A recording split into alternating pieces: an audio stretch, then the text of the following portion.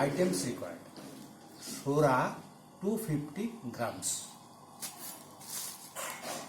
Baryta 250 grams, Aluminum tube 300 grams, Aluminum dust 100 grams, Sulfur 100 grams.